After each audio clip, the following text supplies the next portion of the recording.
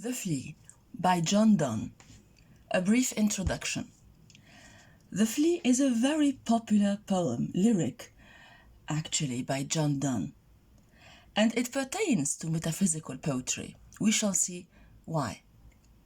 Its most striking feature is the use of conceit.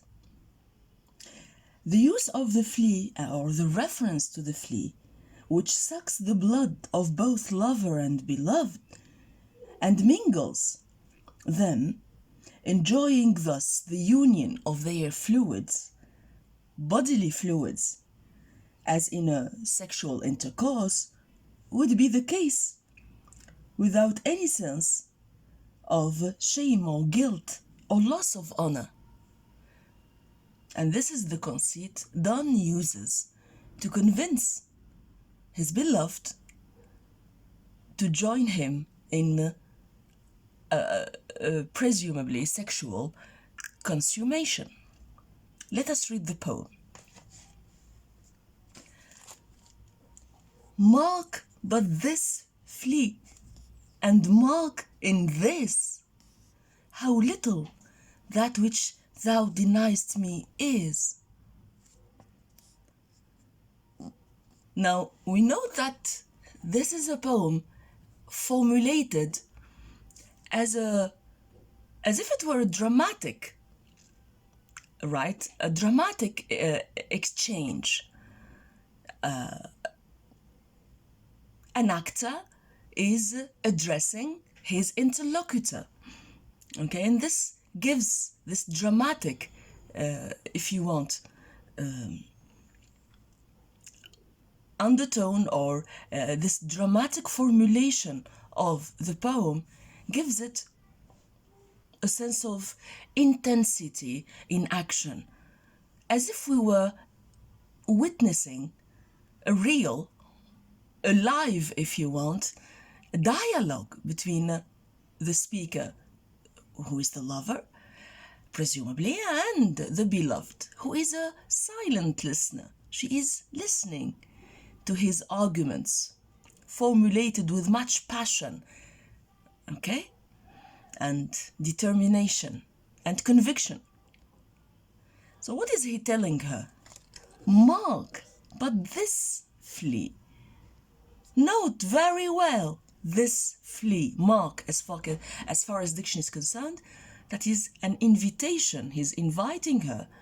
He is telling her to focus, to be aware and look very carefully what is this very tiny creature doing, and that ultimately asking her to do the same. Mark but this flea, and mark in this, that is, note in its deeds, what? How little, very little, this insect is taking from you and me. A drop of blood, actually, just a drop of blood. How little that which thou deniest me is. Note here the verb to deny. We understand that the beloved is denying her interlocutor, the beloved, to consummate together their love physically. She is denying her body to him, or she is denying him her body. It sucked me first, and now sucks thee. This creature, this little tiny creature, sucked us both and took one drop of blood from each of us. And in this flea, our two bloods mingled be. Now you see here, Donne is, if you want, developing, working out his argument quite cunningly and very originally. Just a very, if you want, unimportant and that is something we can easily dismiss. The sucking of the flea, sorry, of both his and his beloved's bloods turns into a whole argument, a whole, I'm tempted to say a metaphysical argument. Our lives are mingled together. Our bloods are mingled. And as we shall see, as the conceit is developed, you know that the conceit is a very particular and peculiar metaphor. And here, the metaphor is developed throughout the poem, is expanded on, and can be regarded as an extended metaphor. Our two bloods mingled in the belly, if you want, of this insect, the speaker is telling his beloved. And in this flea, our two bloods, two, note here, two and mingled. It's not the first time that we encounter Donne's conception of love as a primal union, as a union, right? A fundamental union. Remember our last poems, our previous poems, the poems that we saw together, The Good Morrow, in which he tells his beloved that each of them is one world, and each hath one world, hath one, that is, being amorous, being having those amorous feelings and being in love with the other. The other's world belongs to the lover. Apart from the lover's own world, which is his psyche and all that constitutes his self. So in The Good Morrow and in Sun Rising, the sun rising, again there we saw Donne's conception of love and their bedroom, if you want, as almost a cosmic, right, world, properly, as a whole galaxy around which everything rotates. In the same way here, we have this sense of the necessity, if you want, of mixture, of mingling, of merging into each other, both physically and spiritually, in order to call this love. This is a new conception of love, very subversive, if you want, in Donne's time and during the Renaissance, a period in which Christian faith was prevailing, and the notion of chastity, was very important. Keeping one's virginity was essential for a maid. Otherwise, it would be a loss of honor. Now, Donne does not conceive of love this way.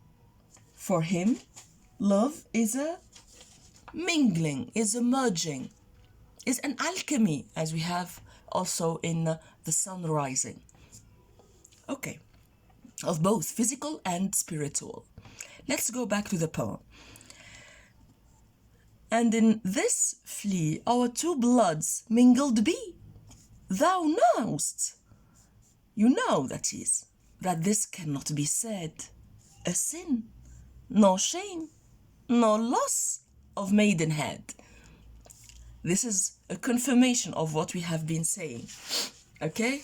Now he's trying to convince his reserved, if you want, is his rather conservative beloved, who sticks to her, if you want, principles of chastity, telling her that allowing me to have access to your bodily fluid or fluids is neither a sin nor a shame nor a loss of virginity of maidenhead. So why are you preventing me, from this excess to your body? You see that for the mosquito or for the flea, it's nothing. It's not a shame or sin.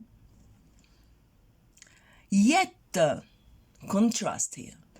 This enjoys before it woo, and pampered swells with one blood made of two.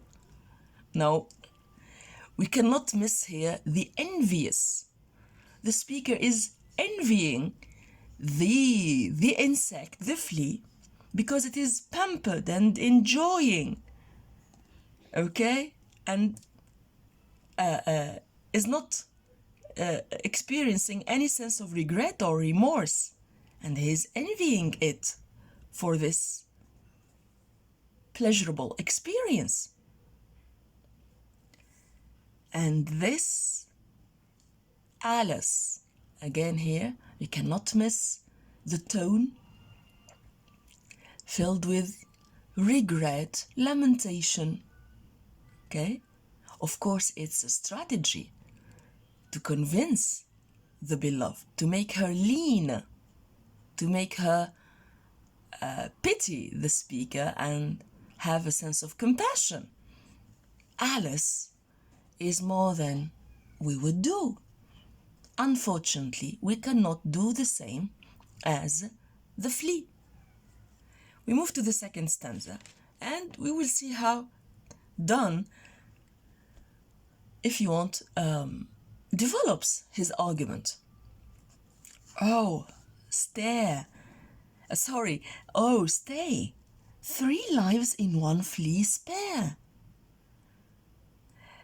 Again here, spare reminds me of this notion of intimacy, as we will see later on, which is very dear to Donne's conception of, very elemental, if you want, to his conception of love, as we have seen in Sun Rising.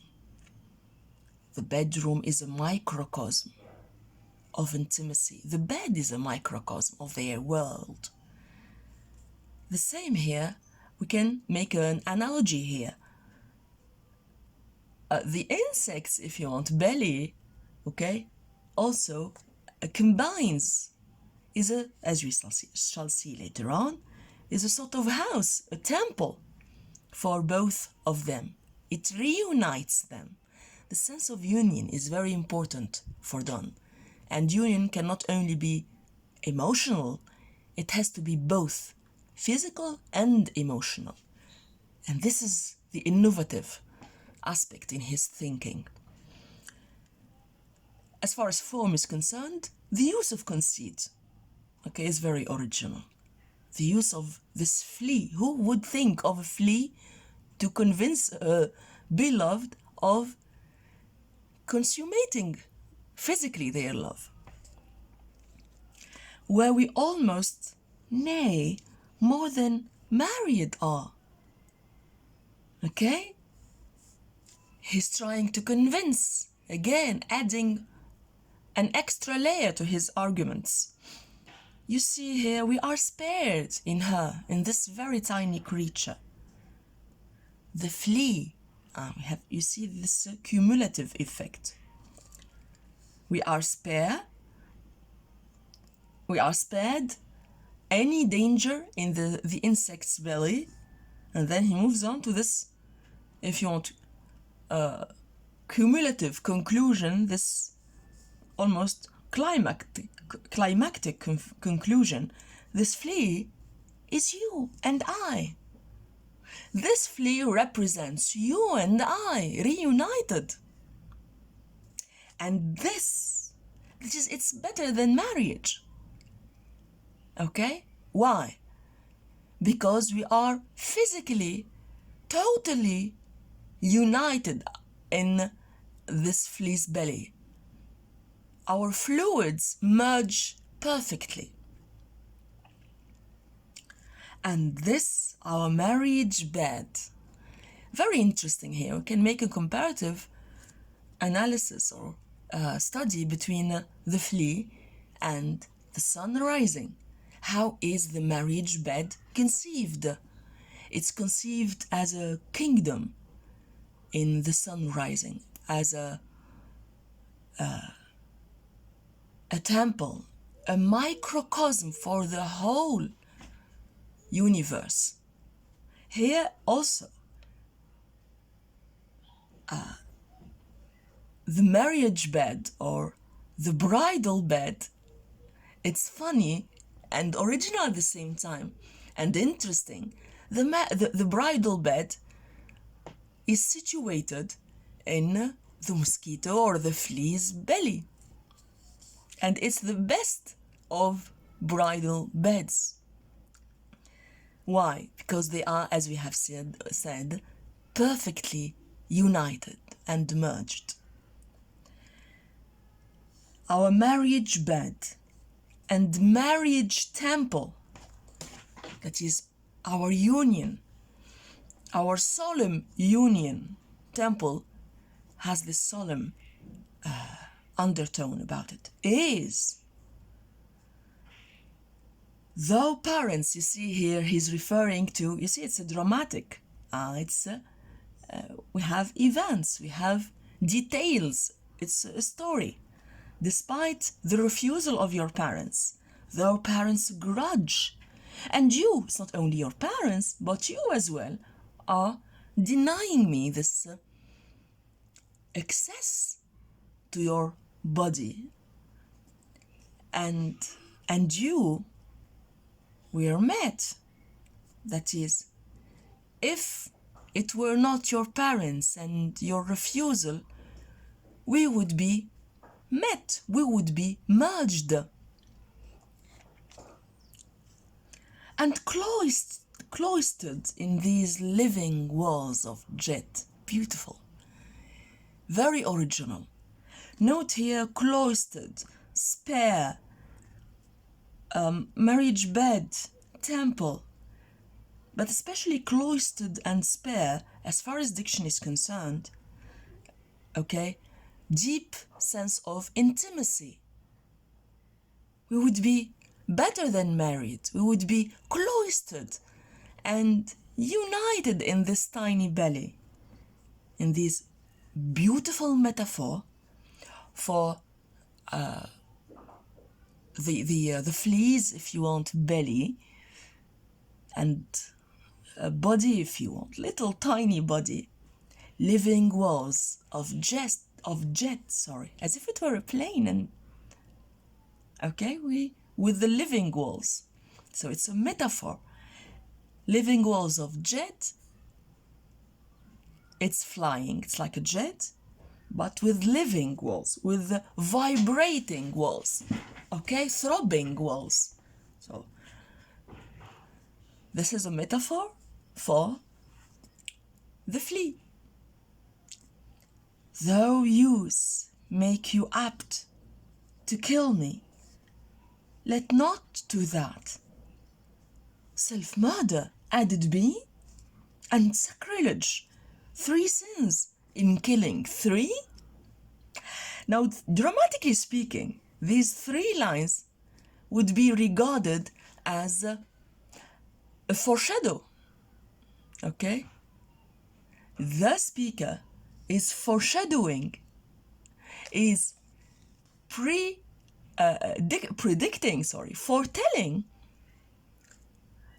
in the form of warning. He's warning his beloved. Do not kill it. Do not kill this jet with living walls, this superb creature. Because I know you are apt to kill it, and by the same token, you are going to kill me. And also, you're going to kill yourself. Self-murder. So you are going to be a killer, and you are going to commit suicide and kill the creature, and this would end up into a sacrilege. You see here, he's using the arguments that the beloved believes in. Religious arguments. Sacrilege is a very religious term. And sin is a very heavy and religious term here. 3 sins in killing 3. Okay? And that is what the speaker warned and challenged his beloved not to do. We will see that we come to the denouement or the climax with the denouement in the last stanza, with a very strong beat at the beginning. Cruel and sudden hast thou since purpled thy nail in blood of innocence. Now, he's treating, note here as far as diction is concerned, as his beloved, he's treating her as cruel and sudden, that is brutal, that is abruptly, she all of a sudden killed this weak creature. Hast thou since, he provides further details. Beautiful imagery, actually not beautiful, but quite, there is a sense of reserve and sense of, how shall we say that? A sense of, if you want, moderated sense of cruelty in imagery. He does not say you killed it, but rather uses a poetic manner to express this. You purpled thy nail. Okay, you see here? Imagery implying that the beloved has purple color, that is, has blood on its nail, which implies that she killed, if you want. And she smeared her, if you want, finger with blood of innocence. Okay? What is the blood of innocence? The 2 or even the 3 bloods.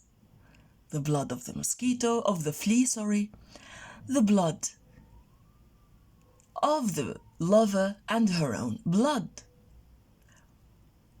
Okay? Wherein could this flea guilty be? Okay, he's chiding her, he's, if you want, the tone here is very frustrated and very, if you want, indignated, right? There's a sense of indignation. Why hast thou killed this poor creature, this innocent creature? You, by killing it, are sinful. Except, what was its guilt? Except that in that drop which it sucked from thee, it only took a drop from you. Only 1 drop. Yet thou triumphst and sayest that thou findst not thyself nor me the weaker now. You see that you have not, I have not, both of us have not become weaker. Now, this drop of blood did not take our strength away, did not prevent us from our powers. Okay? It was totally, if you want, harmless. Where does he want to amount to? What does he want to say here? What let us see the development of reasoning. What does all this argument and winding, if you want, sometimes it's really hard to follow it, this reasoning and argumentation, where does, or to what, if you want, does it amount? Now let's recapitulate. He's saying that you are guilty, you should not have killed this poor creature, harmless. It only took one drop from you and me, and we have not become weaker. As you see now, we are fully enjoying our health. "'Tis true, then learn how false fears be." You see, your fear, beautiful alliteration by the way, your fear of this mosquito is false, is unfounded. You should not fear it. It won't harm you. It only took one drop from you. In the same way as I shall not harm you by mingling my bodily fluids with yours. Mingling our fluids, as was the case in the flea's belly, won't harm you. So you should not keep us from physical consummation and from making this act of sexual intercourse. You see here his logic, if you want? Just so, that is, just in the same way, much honor when thou yields to me. Okay? It's almost antithetic statement here. That is, if you yield to me, if you give in to me and allow me to be mingled, to allow me to be united with you physically, this would be not a loss of honor or an abolishing or a loss of, if you want, chastity or honor or principle. On the contrary, it would prove you honorable because you have not yielded to false fears. You are brave. Just so much honor when thou yields to me will waste. As this flea's death took life from thee. Also here, another, maybe I anticipated too much. If we carry on, we understand even better. There is an analogy between the amount of honor, okay, the beloved is going to lose, and when she unites physically with her lover, and the amount of honor she lost when a drop was taken from her by the flea. And we know that no honor whatsoever, not a iota, not if you want, the slightest amount of honor was taken from her when the flea took a drop or sucked a drop from her body. In the same way as she will not lose any amount of honor when she's going to physically, if you want, indulge when she's going to indulge in a physical union, okay, with her lover and have their fluids merge and combine and mix. Okay? Just so much honor when you yield to me will be lost as the amount of honor that you lost when a flea sucked you. Death took life from thee. It did not harm you. It did not kill you. So why not joining in? Why not yielding to me and yielding to my temple, or if you want, my that is the bed that is going to combine us, to unite us. The bed would be analogous to the flea's belly. Okay? So, to recapitulate, the flea is really, that is very interesting lyric by John Donne, and it is one of the most anthologized poems about, that is among his anthologized poems and sonnets, because of mainly of its originality, this use of the flea as a conceit. Also, there is a sense of immediacy in this poem, because it is addressed in the form of, or formulated in the form of dramatic address. We have a speaker who is really having hard time, right? A speaker who is trying very hard, okay, but very imaginatively to convince his beloved to allow him physical access to her body, to allow him to consummate their love. The invitation to physical consummation is not that original, but the argument used and the whole argumentation, how it is developed, is really original and striking, and sometimes even humorous. And being thus, it still, if you want, titillates our imagination. It makes us, we cannot not react to such an original and powerful love lyric. Thank you very much. Till we meet again, I wish you all the best.